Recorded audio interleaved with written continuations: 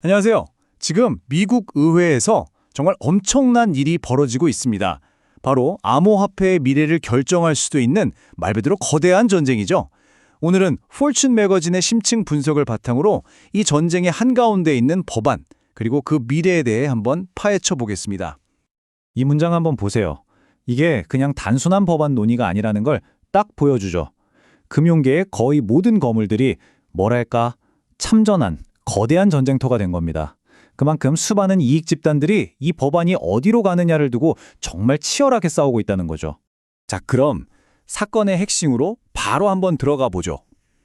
모두가 이건 순조롭게 통과되겠구나 하고 예상했던 진짜 역사적인 법안이 있었거든요. 근데 이게 미국 상원에서 갑자기 딱 멈춰선 겁니다. 아니, 대체 무슨 일이 있었던 걸까요? 그렇게 잘 나가던 법안의 발목을 잡은 게 뭐냐면요. 바로 상원은행위원회에서 벌어진 큰 충돌 때문이었습니다. 이 단 한 번의 회의 때문에 모든 게 물거품이 될 뻔했고 법안의 미래는 한순간에 그냥 안개 속으로 사라져버렸습니다. 아니 그러면 이 모든 논란의 중심에 서 있는 클래리티 법안이라는 게 대체 뭘까요?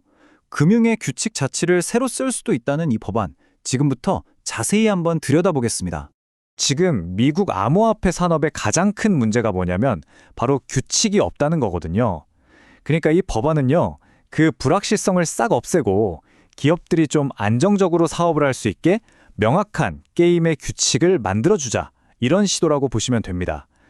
이 법안이 해결하려는 가장 핵심적인 질문, 바로 이겁니다. 그래서 누가 암호화폐를 감독할 건데, 이게 왜 중요하냐면요, 암호화폐를 주식 같은 증권으로 보느냐 아니면 원자재 같은 상품으로 보느냐에 따라서 담당 기관이 완전히 달라져요.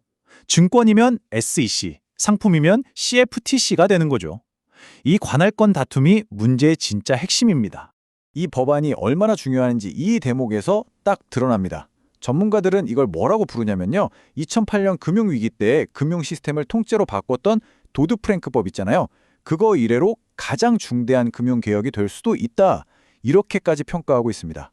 어마어마하죠. 자, 그럼 이 거대한 법안을 한순간에 멈춰 세운 그 단 하나의 쟁점은 대체 무엇이었을까요? 정말 놀랍게도 바로 수익, 영어로는 yield라는 이 한 단어였습니다. 이걸 둘러싸고 암호화폐 업계와 기존 은행권이 정면으로 꽝 하고 부딪힌 거죠. 양쪽 주장이 정말 팽팽하게 맞서는데요. 먼저 암호화폐 업계는 스테이블 코인의 수익, 그러니까 이자 같은 보상을 줘야 혁신도 하고 소비자들도 끌어들일 수 있다, 이렇게 주장을 하고요.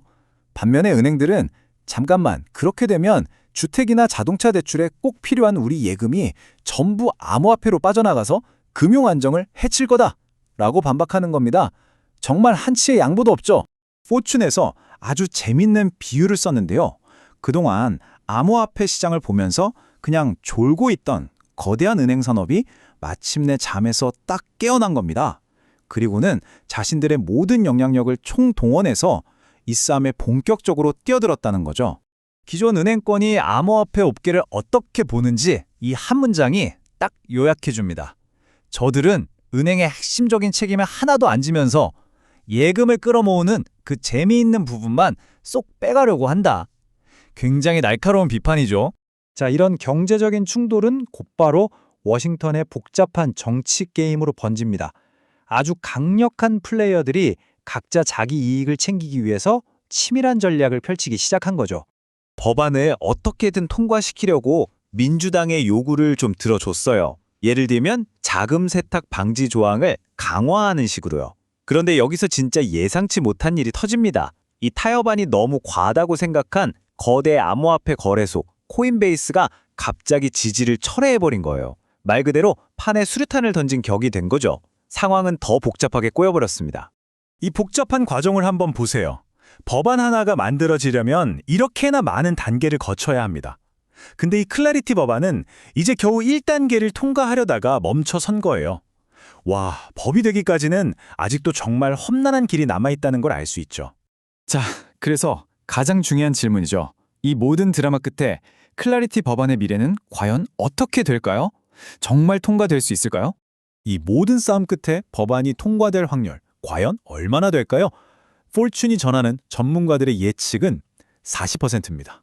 네, 절반이 채 안 되는, 솔직히 말해 결코 높다고는 할 수 없는 확률이죠.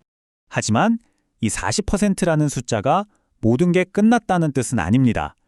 전문가들은 최근에 이런 어려움이 있었음에도 불구하고 법안을 통과시키려는 정치적인 동력, 그러니까 모멘텀은 여전히 살아있다, 이렇게 분석하고 있습니다.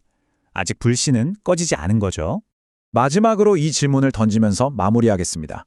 기존 금융의 거인들과 새로운 기술의 혁신가들이 이렇게 정면으로 충돌할 때 과연 누가 미래 금융의 새로운 규칙을 쓰게 될까요?